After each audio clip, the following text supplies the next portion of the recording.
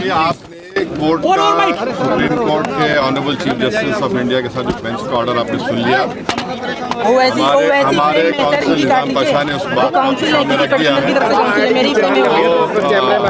आइंदा फिर जब पेशी होगी हम लोग कोशिश करेंगे, तो यही बात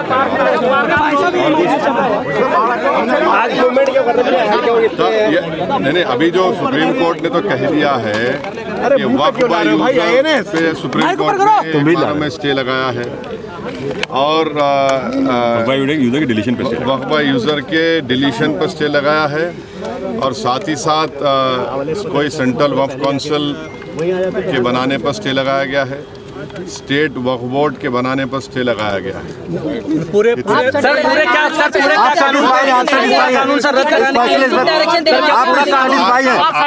आप सेटिस्फाई है सुप्रीम कोर्ट आज का जो फैसला है उससे आप सेटिस्फाई हैं सर? कितना देखिए मैं joint working committee of parliament का मेंबर था।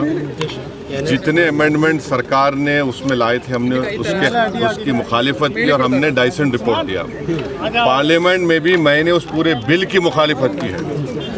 तो ये कहना कि मैं दूसरे बिल के प्रोविजंस को मान लूंगा, ये सवाल पता नहीं होता। हम पूरे उस बिल को उस एक्ट को अनकॉन्स्टिट्यूशनल मानते हैं और ये आर्टिकल 25, आर्टिकल 26, 14 और 15 और 29 का ग्रेव वायलेशन है। ये हम पहले से ही बोल दिया है और आज फिर आपके सामने रिपीट कर रहा हूं। सर क्या पूरी फौरी राहत मान रहे हैं वैसे साहब? फौरी राहत मान रहे हैं इसको आप? No. See, let us be very careful.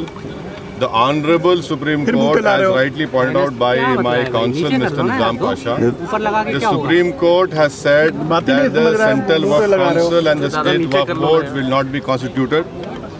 Waqf by user cannot be deleted. Now, there are other provisions also which we as a party have come to the Honorable Supreme Court that calling it unconstitutional. Now, whenever it will be heard, our counsel, Mr. Nizam Pasha, on behalf of me, will be arguing it. As you know very well, that during the deliberations of the Joint Working Committee, I have given a Dyson report opposing all the amendments that were proposed by the government.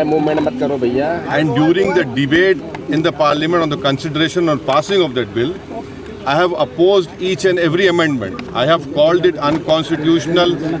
I still call this law as unconstitutional, as violating the fundamental rights of Article 14, 15, 25, 26 and 29.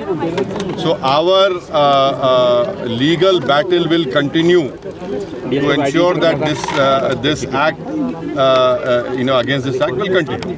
Thank you sir, आप मान रहे हैं इसको? थोड़ी राहत। देखिए सवाल, देखिए आपको पूरे उस कानून को समझने की जरूरत है। अब 5 साल का मुसलमान प्रैक्टिसिंग रहेगा, समझा आपने? 5 साल प्रैक्टिसिंग मुसलमान का तो रहेगा। अब उसको कौन डिसाइड करेगा?